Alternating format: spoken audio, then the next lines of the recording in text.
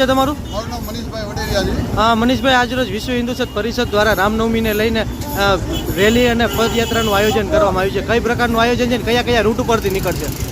આ અમારે રામલીલા મહોત્સવનો કાર્યક્રમ રાખ્યો હતો. 9 દિવસ સુધી અમે રામ ભગવાનનો પંડાલ કિશનપરા ચોક ખાતે રાખેલો હતો, જે અમે નવો પ્રયોગ કરેલ છે. અને લોકો જેમ ગણેશ પંડાલ કરે છે 11 દિવસથી, તો 9 દિવસનો પંડાલ અલગ અલગ સંસ્થાઓનો મંડળો કરે એ ભાવનાથી કરેલ છે. જે આવતા વર્ષોમાં તમને કાર્ય કરી તમને રાજકોટના કયા કયા માર્ગો ઉપર નીકળશે? અમારી રથયાત્રા રાજકોટના કિશનપરા ચોકથી શરૂ થઈ અને જિલ્લા પંચાયત ચોક થઈ અને ફુલસાબ ચોક થઈને આપણે પંચનાથ બધી આપણે પૂર્ણાહુતિ કરશું. અને આ મહાઆરતીનું આયોજન રાખેલ છે. કેટલા વાહનો છે અને કેટલા લોકો જોડાયા છે?